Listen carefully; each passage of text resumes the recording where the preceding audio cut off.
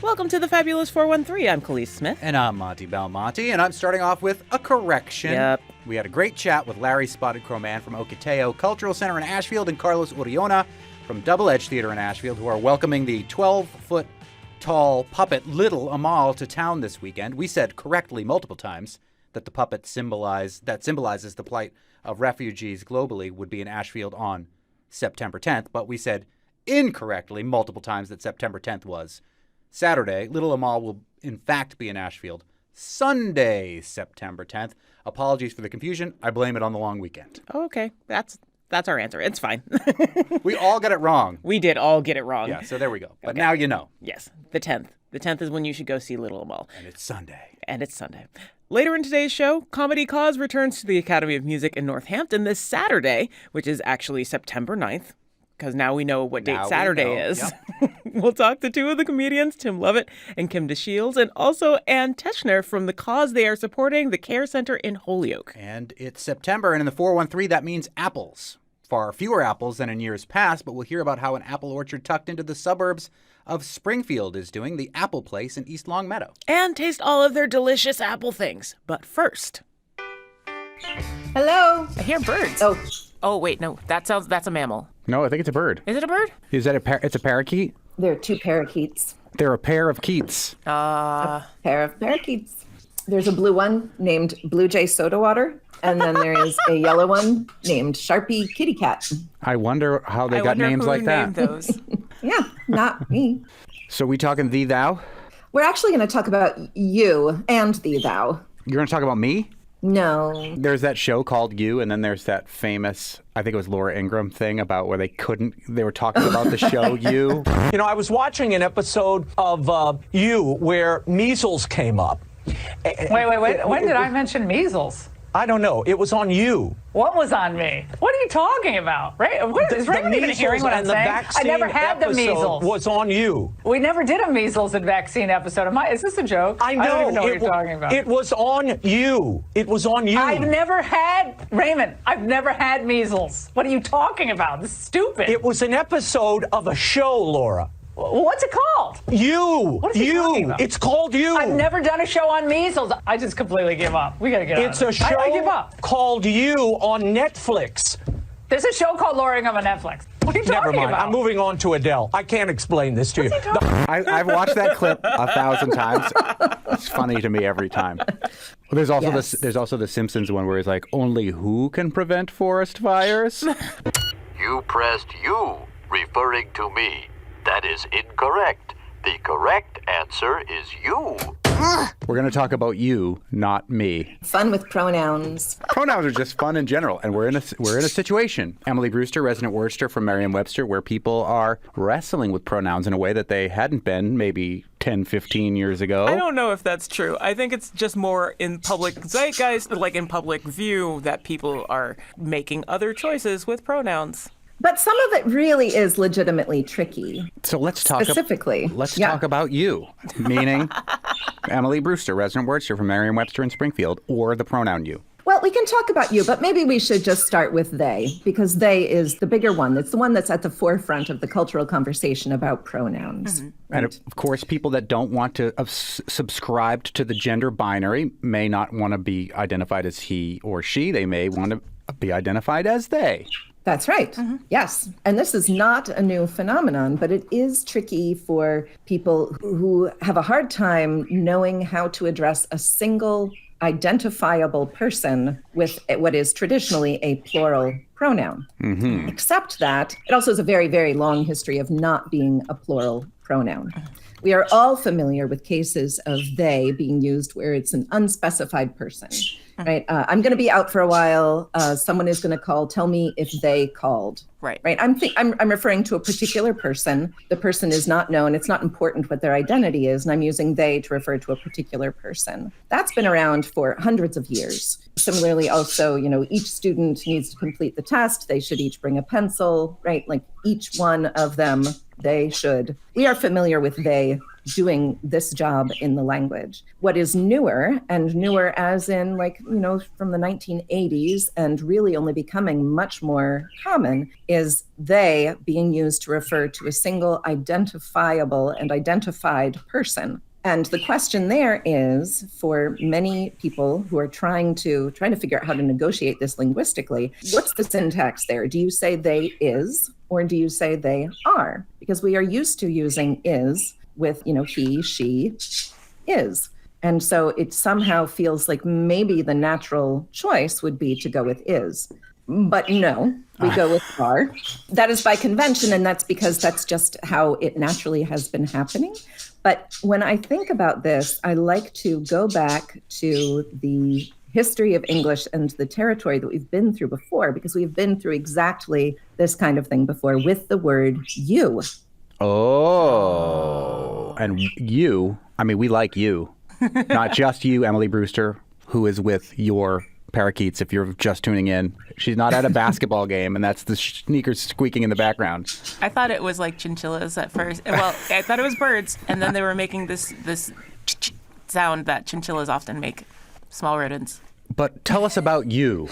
You! What is he talking about? It's called you! I've never done a show on measles. And how this pertains to the conversation about they. Well, the word you was originally solely a plural pronoun. And we see evidence of this in the fact that we say you are, no matter who we're talking to. If we're talking to one person, you are my friend. We're talking to two people, you are my friends. We use the plural verb are in both cases, right? Regardless, that it gets the plural verb. And that is because its history is as a solely plural pronoun. We used to use you in the object position. So like, I sat behind you in homeroom. But we would say ye sat in front of me in homeroom. So ye was in the subject position, the nominative case, and you was dative, accusative in the objective case. If we wanted to use singular, what we now would use as a singular you, we used thee and thou. Thou was the one in the subject position, like thou art my friend. And I gave thee the apple. This was just how we spoke in those days. But English has steadily lost its cases, it's lost adjective endings, it's just kind of flattened grammatically as a language. Shedding excess. Shedding excess and gaining much vocabulary, because actually the simplicity of the language's grammatical structure makes it easier to borrow more words. So it's actually helped make English far wealthier as far as its lexical content goes.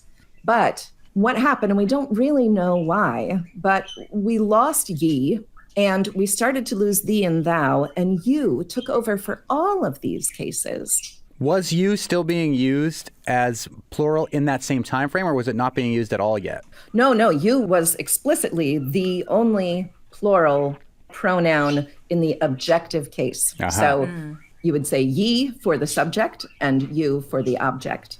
Now, in other European languages, especially in French was having a big impact on the English language this mid-13th century, everywhere after 1066, when that Norman invasion thing happened, we had this long period of time where French was really affecting the language in very dramatic ways, especially in vocabulary, but also in these more structural ways too. And you started to become not just plural, but also formal. And as you became more formal, it added this kind of social pressure that you would want to show deference. You would want to be polite to someone. You would use you with them. And thee and thou came to be restricted only to the people you were really intimately familiar with or people you disdained. It's like to and instead in Spanish, where there was, so you was the more formal. That's interesting. I've never heard that before. And then thee and thou, which sound so formal to us now, right? Were informal. I mean, that makes sense if it's connected to French, like vous and you sound very similar. Yeah. So if French is partially the language of nobility, it makes sense that you would end up being somewhat more formal because they sound so similar. Yeah, that's an excellent point. I hadn't even thought of that really. But the French language and French culture was very much dominant, very much the prestige class in this period of time in English. They had all the positions of power. And so if you wanted to also be like someone who had a position of power, you would use this more formal way of speaking. You would also use more French vocabulary in general. We're speaking with Emily Brewster, resident wordster from Merriam-Webster, our word nerd, talking about the pronouns you and the pronouns they. And of course, this has entered the cultural parlance about people who don't identify as a single gender using they, them. And Emily Brewster, our friend, former editor at Merriam-Webster years ago, Corey Stamper, taught me this helpful little rhyme that I've used before on the segment. Roses are red, violets are blue. Singular they is older than singular you. And that's true, right? So whenever anybody hems and haws about having to use the they, them pronouns and then the word are after it, as opposed to is while referring to an individual, it is older, in fact, than using you in that circumstance. That is true. That is true. Now, again, it wasn't for a particular identified singular person. So there is a part of it that is new. But as far as the grammatical case against singular they, it holds no water because it really is older than singular you.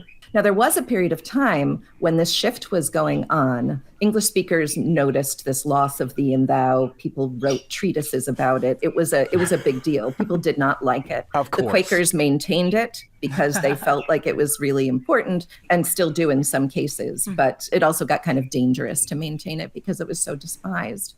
But there was something that I think is funny. It'll go on. People for a time would say, you is my friend, for example, when they were speaking to a single person. So you becoming singular, for a while, there was this uncertainty about what the verb should be. And people did use the singular verb when they were talking, when they were addressing a single person. So you would hear you is. By the 18th century, that practice was pretty much gone. And people would say, you are my friend, if they were talking to a single person or to multiple people.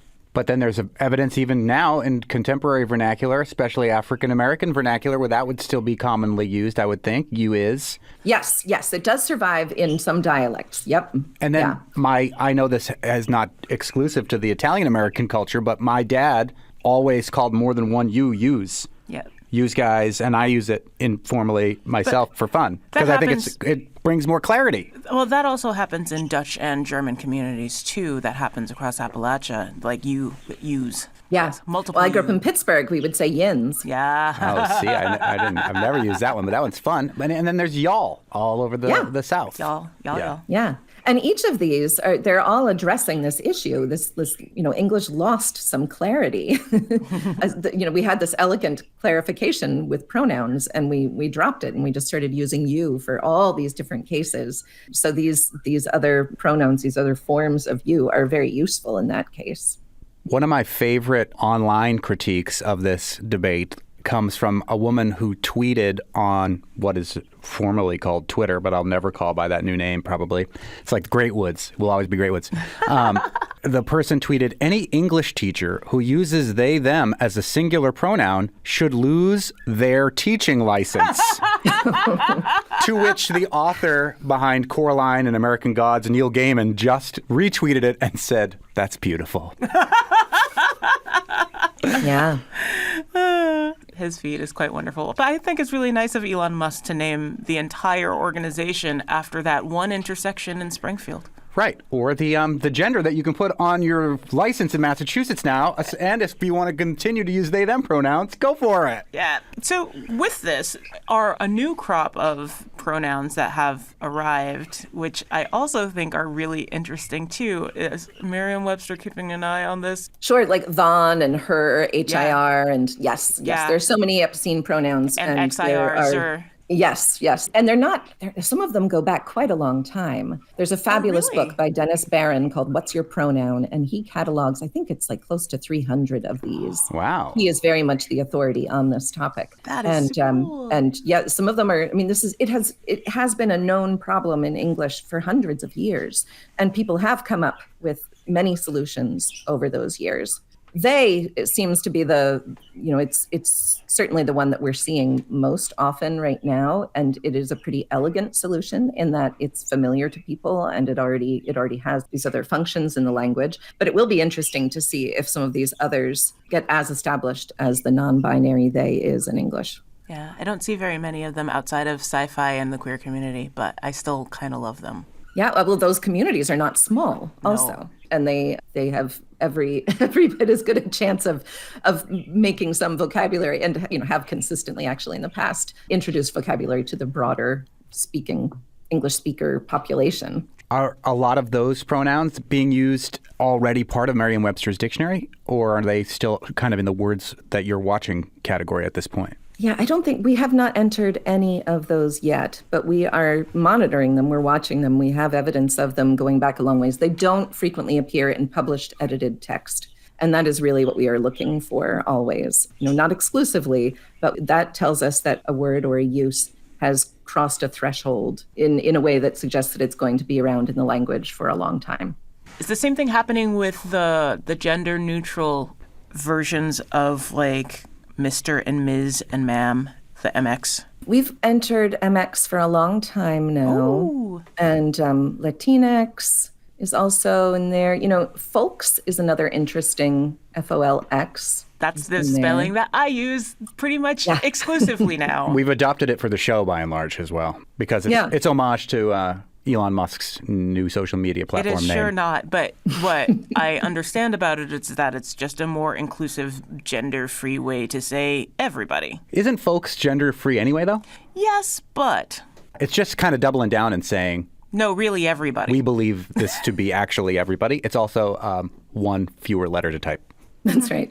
Right. It's explicitly inclusive as opposed to implicitly inclusive. I think it's so interesting how it's a word that you only know it's being used if you see it. Right. Yes. It's like audibly there's no distinction. And yet English is doing that sort of thing these days because we have so much, we communicate in writing so much. Well, Emily Brewster, we love talking about you. And by you, I mean the singular, the plural, and also the person, Emily I'm just Brewster. a singular me, by the way. just singular over here. But you contain multitudes. Yes, don't we all? We all do. That's why we're all they, them. Our content development director here at NEPM, John Sutton, said when he went back to Pittsburgh recently, they were selling T-shirts at a farmer's market that said, "Yins is a gender-neutral pronoun," and they were selling like hotcakes. I believe it. Later in the show, get ready to laugh with the folks from Comedy Cause 5, coming to the Academy of Music on Saturday, September 9th. Again, now that we know what dates are. Right. And the organization we're laughing to support, the Care Center in Holyoke. But up next, all the apples we can still enjoy this season with Cindy Normandin of the Apple Place in East Longmeadow. You're listening to the Fabulous 413 on NEPM.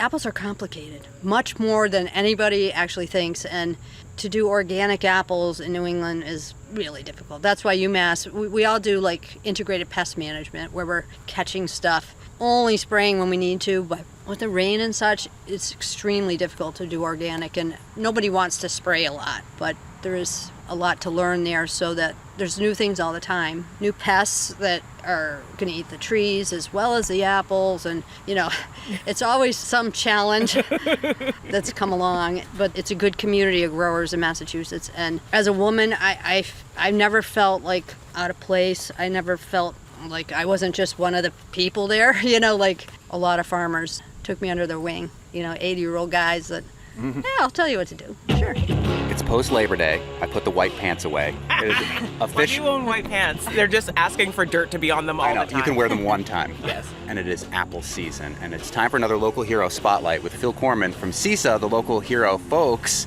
And here we are in East Longmeadow. After coming down the highway, going through the city, and feeling like you're in a very urban setting, it feels like in a Hobbit-type village of apples and apple delights. What's your name? Hi, my name's Cindy. I'm one of the owners. It is full of apple delights. I have an apple turnover and it's delicious. And you might not hear me except for chewing. Khalees will be sampling the wares while we talk about the apple place. It does feel like a fun, cute little village that comes up almost out of nowhere after you're in an urban I'm almost as happy as when I held the baby goats right now.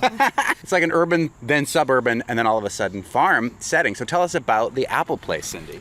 So my father started the farm back when, in like 1972, I think. We moved all the apple trees from Springfield, Mass. We had an orchard there, where the plaza is, where Big Lots is. Oh, wow. That was an orchard. He did the apples for years, and when he passed away, I moved here. Decided that I wanted to keep the farm going. I went to culinary school. I was a chef for years, so it seemed like a good fit to open a bakery. which we did, kept the orchard going. We switched over to the trellis kind of planting now. I got a lot of help from UMass learning about apples, thankfully. They have the extension program. They do a lot of excellent consultation for our farmers. Yeah. Very good. And we opened the ice cream shop maybe 6 years ago, and it's been good. The pandemic transformed a lot of what you were doing business-wise here at the Apple Place in East Longmeadow. Yes, although it was hard because we had to wear masks. Everyone had to wear masks. We had to kind of police everybody. It increased, I probably quadrupled our business, I'd say, because we started doing things that we didn't normally do. Posting the menu on Facebook every day, things like that, which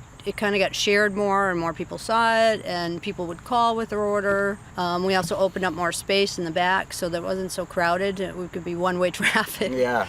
Which is where we are now. We're sitting in the back. Yeah, so nice and shady back here. It forced us to do some changes that maybe we wouldn't have otherwise. How's the turnover going, Khalees? It's so good. It's like nearly gone. So I'm kind of curious because I know the pandemic in some odd ways were really helpful to some farm businesses because it felt like, as you were saying, kind of a safe place to go get quality food that you could trust by people who are growing the food. So now we're semi out of the pandemic. How's business these days? I'd say we did maintain kind of that increase that we experienced. There are more challenges now, I'd say. There's still challenges with pricing, on ingredients and such. Labor, a lot of people went out of the food service business as a result of the pandemic. So it's hard to get staff, and it's hard to get people that are competent. The young people kind of coming up, they haven't learned some of the basic things that I did maybe when I went into the workforce, like how to wash a dish, how to count change, interacting with customers. I think there's a little bit of a gap there because of the pandemic with all the social media that they're on. So those things are a little bit harder, I'd say, as a result of the pandemic. And the weather, of course, nothing to do with the pandemic, but the weather's kind of all over the place too. So as a farmer, you want to plan, but a lot of things are out of your control, and that's difficult. We're with Cindy Normandin at the Apple Place in East Longmeadow, a beautiful apple orchard and agro-tourist business right in the suburbs outside of Springfield. A lot of our apple farmer friends lost a ton of their apples, upwards in some cases of 90%. That's kept people in certain orchards from doing pick your own. What's the story with your apples here at the Apple Place, and how has the weather affected your apples this season? So we did lose probably 75% of our apples. Because of the flooding or because of what? Of the frost? Because of the frost in May. If you look at the orchard, there's apples kind of up front, but even just the sloping down where it's lower, there's none. So the ones that we have some frost damage from that night as well. So there's like a brown stripe in the middle. Oh, they still taste good. They still will bake well and such, but, not attractive for selling. A lot of the growers that we would maybe supplement from don't have much either. Right now we're getting some apples to resell from Glastonbury because they seem to have been in a little area where it didn't affect the growers down there. How many varieties were you growing? I see Cortland's, and this kind of looks like ginger gold, but it's some... That's Matsu. Matsu. Oh. They're very ugly this year, but... That's okay. Yeah, so... I don't care. They taste delicious.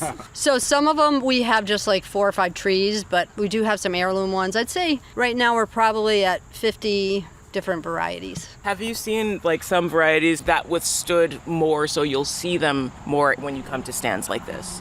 Well, it probably depends where they were in the bloom process because like if the flowers were still on, that's the time where you're going to lose the most. Someone who's maybe up on a high place, like a mountain or something, would be better off because the frost kind of settles, and this is East Longmeadow is very low. So I think it's more due to where the trees were in the process of growing rather than the variety. So how many farms are there now today, 2023, in East Longmeadow? Well, there's really, I would say 3. Meadowbrook Farm's quite a big farm. They sell to Big Y and such. Then there's us, and then there's Crow Hill Farm, which is a small organic farm, and she does... I think I can hear them from here. Yeah, that's them. She does like a CSA, but we do buy things from her when she has extra as well. Like our tomato croissants today are with her tomatoes. So that brings us to the bakery. It's not just an apple farm. People are coming in, getting their coffee, getting breakfast. Tell us about what there is at the Apple Place on a day-to-day basis. Yeah, so we do have a big selection of croissants. We've kind of done more savory things as a result of the pandemic as well, which we weren't doing as much of before. But we do a lot of fruity things. You know, we do muffins, scones, savory croissants, sweet croissants, pies. Mostly we'll try to use our own fruit, and this year we'll be able to do that quite a bit. Turnovers, as you just saw. Police didn't even save me one bite. No. I'll give sorry, you one. I don't want whole one. I just wanted one I'll bite. cut it in half with Phil. You're used to dealing with kids, I say. Yes.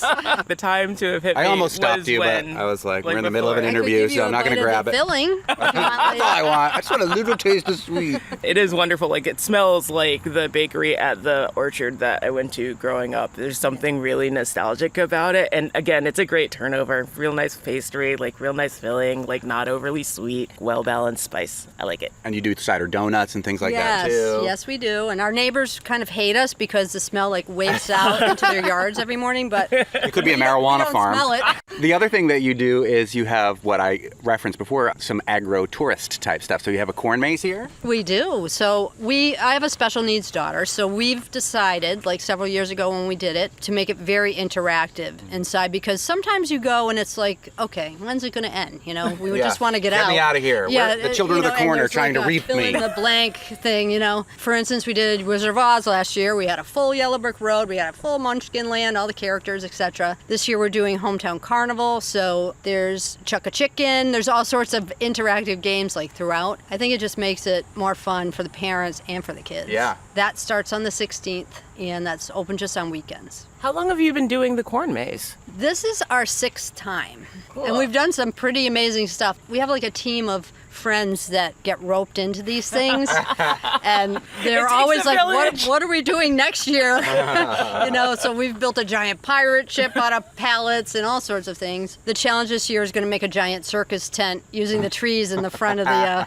so they're going to actually work on that today. We have some college kids that help us that are in engineering, so to them it's perfect. fun. There we go. We're in the back here at the Apple Place in East Longmeadow with Cindy Normandin, and there's Crows from Crow Hill the Farm. crow from Crow Hill. You can hear that. The crows have eyes, and you better not look them in. Where we're sitting says music. You do live music here at the Orchard too? Yeah, we do.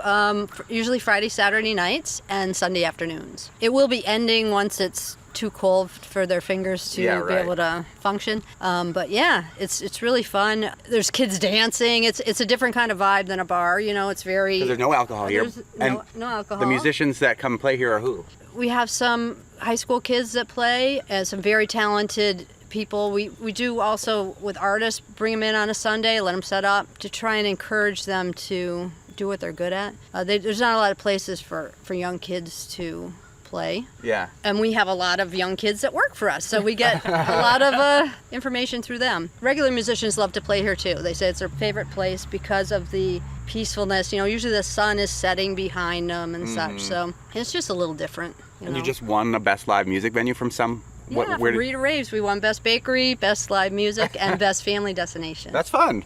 I can understand why. This place is adorable. It totally is adorable. So I want to get back to Hampden County and increasing urbanization that's happened over the years, and the fact that you were saying Big Lots was where your dad's original farm was in Springfield. How many acres do you have here on the farm right now? Presently, we have 14, so it's not a huge farm, but you can really do a lot, especially with the high density planting with trees now, and the corn maze is like 6.5 acres. It's enough, you know, to take care of, that's for sure.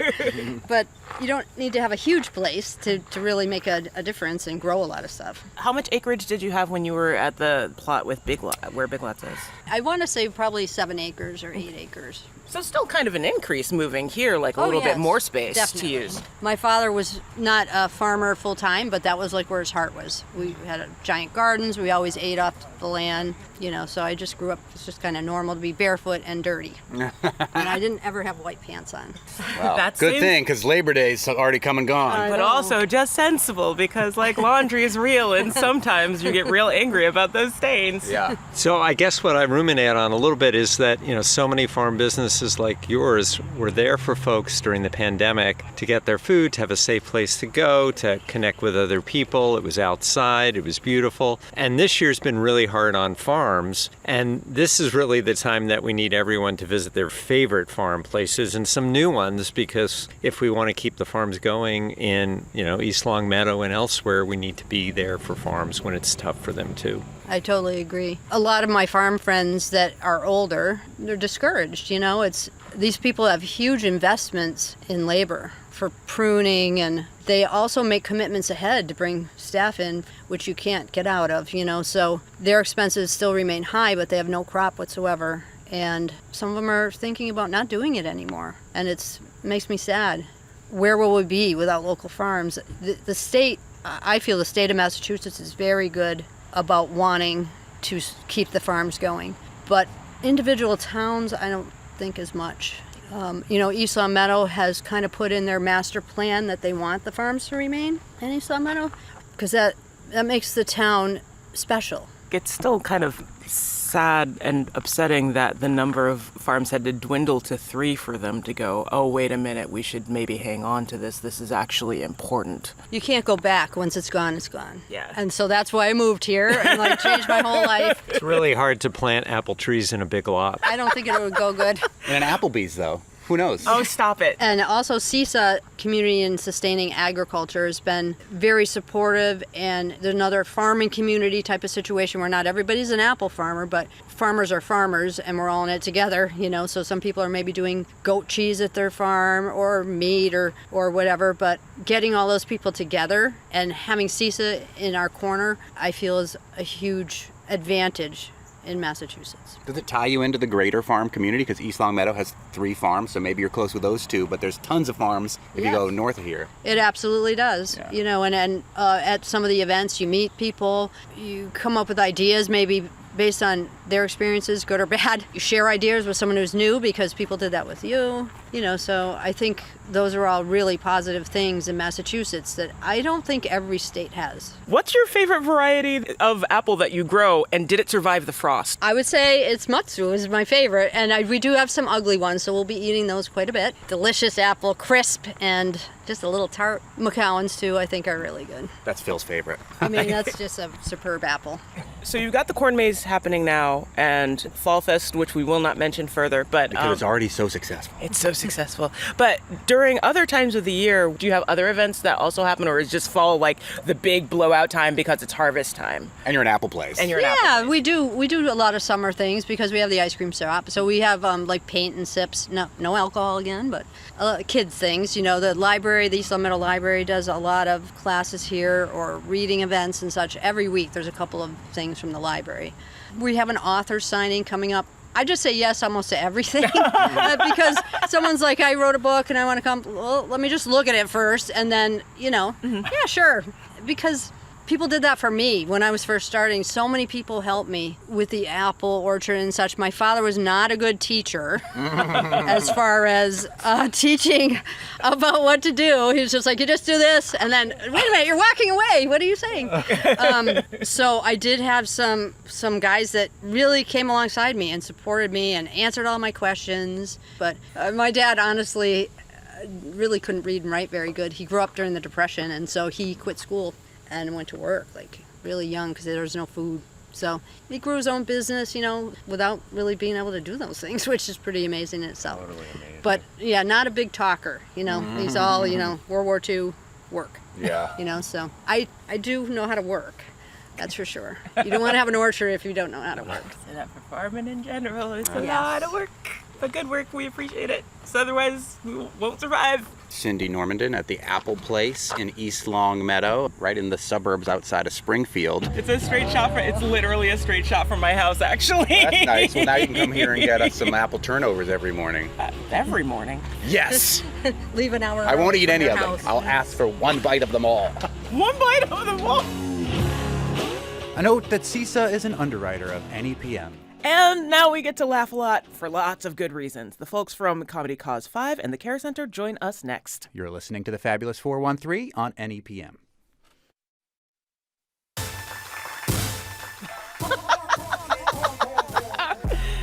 Welcome back to the Fabulous 413. I'm Khalees Smith. And I'm Monte Belmonte. Comedy Cause 5, Back to School, is happening this Saturday, September 9th, at the Academy of Music in Northampton, and will feature comedians Kevin Lee, Janet McNamara, Tim Lovett, and Kim DeShields. Amherst native Kim DeShields, a.k.a. Boney, was a semifinalist in Nick at Night's Funniest Mom contest, a contestant on Last Comic Standing, and Ladies of Laughter, Funniest Female finalist. She has opened for comedy giants like Tracy Morgan, Bill Burr, and Leslie Jones. Kim is also a radio host on WEIB 106.3 Smooth FM. Tim Lovett, another one of the comedians, has been doing comedy across New England for the last decade. He got his start in comedy in Massachusetts, and he was a guest on a previous episode of the Fabulous 413 when he was the commencement speaker at the Literacy Project's graduation ceremony at Greenfield Community College. Comedy Cause 5 is a benefit for the Care Center, which helps young mothers and low-income women go to college. Their groundbreaking programs and unique integration of education,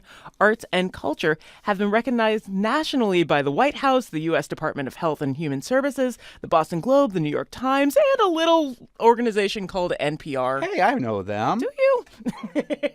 And with us is Ann Teschner, the executive director of the Care Center. Thank you all for joining us. Welcome, Tim and Kim and Ann.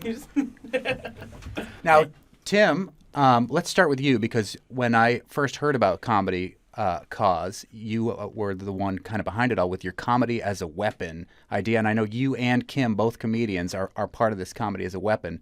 What is comedy as a weapon? All right, Comedy as a Weapon is a comedy production group where we just put on comedy shows and we showcase our talents and bring great comedians that we work with and travel with to our city. Instead, our city can't go to them, so we bring them to our city. It's a hostage situation. Kim, which hostages have you taken for Comedy Cause 5 this Saturday? No, that can be used against her and evidence. Who else besides you two are going to be there that you're excited about? Tell us about those comedians, Kevin Lee and Janet McNamara. Yes. It's funny because Kevin Lee is actually a comedian I grew up watching on TV, and then I had a chance to work with him. I was like, I want to do a show with you so bad, and Janet McNamara, I was actually done a couple shows with her in Boston, and she was a contestant. Actually, she got her start in comedy because she was a contestant on American Idol. Nice. Did she do comedy instead of singing, or did she have to sing? She did sing, but it was one of those. That was the comedy. That was. But now, Kim, you've been on these national comedy shows. What was that like for your career as a comedian? Well, I'm here. There you go. You're on a very small, brand new local radio show on an NPR affiliate, Kim. That's big. As they say, I'm blowing up in reverse. It's not working out. So you two work together on who the beneficiary of Comedy Cause is going to be? The Care Center in Holyoke. How did that come about as the beneficiary of this event happening this Saturday at the Academy in Northampton? I thought it should be me, but all right. Tim rightfully picked a very good cause. I'm not going to get a question out. I'm just going to sit over here with stomach cramps the whole time. So it happened because, as you know, Comedy Cause started by me wanting to give back to organizations that helped me get back on my feet when I was homeless and down on my luck. But I also went back to the same shelter I used to live at and started working there as a case manager. And so I would see young women come in there separated from their children. And, I just wanted to do something. I just wanted to use my, talents to do something for people who need something done for them, I guess. And the Care Center's executive director joins us as well, Ann Teschner. We got a little bit of a glimpse into the work of the Care Center from what Tim's had to say from the intro there. But what do you think of as the mission of the Care Center in Holyoke? Well, we're there to help young women with children to continue their education. So they come to us having dropped out of school, and our commitment is to get them to and through college. So we help them if they're at the GED level, we help them pass the GED. Once they do that, we have a college, an associate's degree program, free program run with Bard College. They can go straight from high school dropout to college graduate. I think you've actually been requested to be on this show by several other listeners people who have said, you know who would be really interesting to talk to is Ann Teschner from the Care Center in Holyoke. So people really do care about the work that you are doing there. Have you been there since the founding of the center? Or The center is almost 40 years old, and I've been there for 25. Okay. So not quite the whole time, but that's a good long time. Not quite the whole time. Yeah. And when did the relationship with Bard College begin? Well, we've been working with Bard College for about, 15 years now. We started with something called the Clemente course in the humanities. Which is through the MLK Center here in Springfield. Actually just opened up applications if people are interested. A very similar program on a shorter time frame. That's right. And that we brought that, I read about it in Harper's Magazine and said, wait a minute, that's the exact sensibility that we have here at the Care Center. So we approached Bard and said, would you do that here? And they said, sure, let's do it. So we launched the Clemente course. And then based on that, it became clear that they could help us start an associate's degree program at the Care Center. And our commitment is to really move families out of poverty. And if you've got a couple of kids, you're not going to make it on a GED. You're just not. So the commitment to moving people to and through college just made a whole lot of sense economically, but then also, intellectually. People are intellectually hungry and so are really happy to be able to study the liberal arts, which is what the degree is in. But to make that all happen, we've got extensive supports. So we've got a nurse practitioner on site. We have on-site free daycare. We have 4 vans. We drive people to and from the care center. We do food. What else do? We do arts. We do poetry. We row on the river. We really have a rich environment for people to fall back in love with education.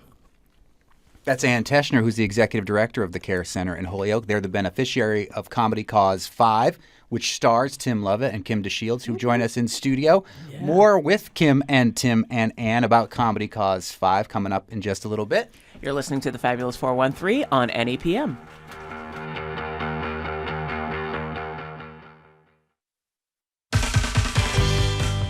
Welcome back to the Fabulous 413. I'm Monte Belmonte. And I'm Khalil Smith. And we're talking about Comedy Cause 5, happening this Saturday, Academy of Music in Northampton. It's a comedy benefit for the Care Center in Holyoke. We're joined by 2 of the comedians, Kim DeShields and Tim Lovett, and the executive director of the Care Center, Ann Teschner. You're from Amherst, Kim.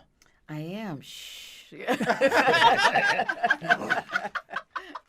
Telling all the business. Like the things that we can drag out of you from your website is what we end up asking questions about. But what drew you to comedy? Being from here, it's not necessarily where outside of what you two have built, it's not necessarily where I think of for comedy, music, sure, other arts, sure, but comedy, not so much. What drew you to making people laugh?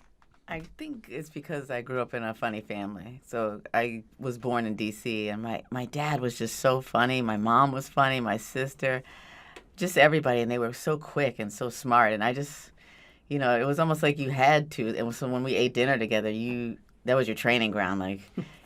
You that's how, I have a family like that, and when I bring people over, they're like, we couldn't follow him. I've had years of training here where if you can't keep up, you are left along the road way back there. So you just learn to keep pace with people who have wit like that. So that's cool. And I'm the only one in the family that does that, so nobody wants to talk to me.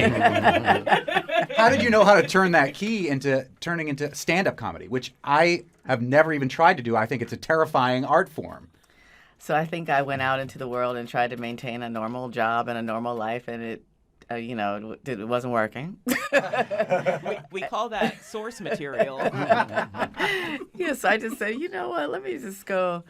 I think someone introduced the idea to me that you could actually chase and catch your dreams. And then, so I said, let me just go try, because it was something I was just drawn to. I think, you have to have a certain amount of mental illness and guts to do this. As evidenced by the Fresh Air interview before this show with Maria Bamford. Tim, you got your comedy, you're not from here originally, but you got your comedy start in Massachusetts. How did you turn that key and realize that you wanted to get up behind a mic and do comedy? Well, I really didn't have a choice. I actually went to a open mic one time, and I was asking this woman, like, how you do comedy and what should I, how would you do prepare jokes and everything? And she was like, did your friend think you funny? I was like, yeah, my friends all think I'm funny. She was like, do you have material? I was like, yeah. I didn't have material, but I said I did. She was like, watch my purse, man. And I thought she wanted to get another drink, and she came back. And then next thing I hear is like, we got a virgin coming to the stage. Give it up for Tim Lovett.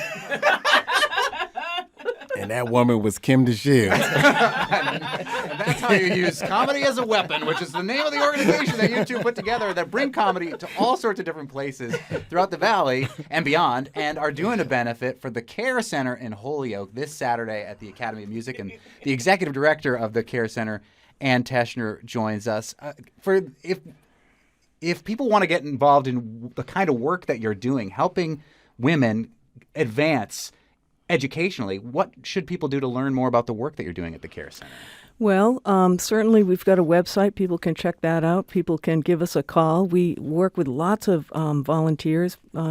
We welcome passionate people at the Care Center. So it's how many of the programs started. The rowing program, for example, I'm a rower. And I was like, everyone has to row. Let's go. That kind of a thing.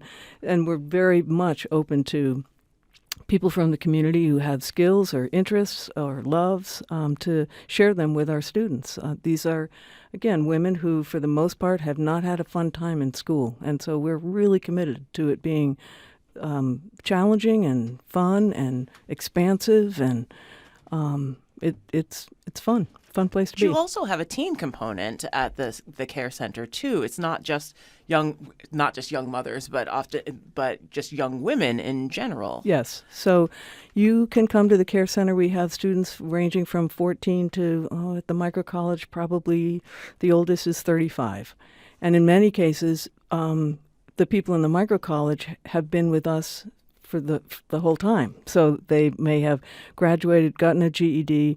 Gone off to do something else, and then come back to the micro college like, okay, I'm ready to go to college now. But it couldn't happen without all the supports. It's what everybody should have. Basically, what do you need? What's in your way? We'll get that out of the way and give you space to be a brilliant woman. Do you have any idea how many women the Care Center has worked with in the 40 years of its existence here in Holyoke? Well, let's think here. We work with about 100 women a year. So what's that? I don't know. A lot. It's 4,000. Right, it's 4,000. It's 4,000. That's my level of math. Wow. Yeah. We're just going to let that be. Yeah. We already got the dates wrong, like we're getting the math wrong. Yeah. Anything number related, you got to keep away doubling from down me. on bad numbers for us today. Any idea how much money these comedy care things have raised over the years? You're not there? supposed to ask that. Tim, Well, we definitely want to know. Yeah, we can. Yeah. Some of us feel like, we want to know. Well, we raised over like $10,000 over the year, thousands and thousands of dollars. I mean, for these various causes. But each year, the good thing about it is each year it goes up. The number goes up, and we had to stop for a while because of COVID. Everything stopped for a while. But that's the good thing. Now people know about us. They support us. They like us. You really like us. We do really like you. We really like you. You're welcome to come back anytime your comedy is having a cause or not. Tim Lovett, Kim DeShields, two of the comedians will be part of Comedy Cause 5. Both fantastic on stages. Yes, they are. Sure. I've seen you both perform live, which is really fun. Happening this Saturday, Academy of Music, and Ann Teschner, who is the executive director of the Care Center in Holyoke, who is the beneficiary of Comedy Cause 5. Thank you all so much. All the single men come out. Tomorrow on the Fabulous 413, Ruth E. Carter is coming to town to celebrate the book, The Art of Ruth E. Carter. And she's coming on our show to talk with us again here at the NEPM studios in person before you can see her at the Artist Cafe in downtown Springfield. She won 2 Oscars. Plus, we'll talk to Chelsea Klein of the Cancer Connection and Tara Brewster of Greenfield Savings Bank about the fundraiser, The Bet-In. And we'll have our weekly conversation with Congressman Jim McGovern. Got a question for the rep? Email thefab413@nepm.org or text 800-639-9120. I'm Monte Belmonte. I'm Cleve Smith. Thanks to our tireless Fab 413 team, and we'll see you tomorrow on the Fabulous 413. Fighting it'll make you choke, you can't provoke, you can't cope, you should have broke because I ain't no joke.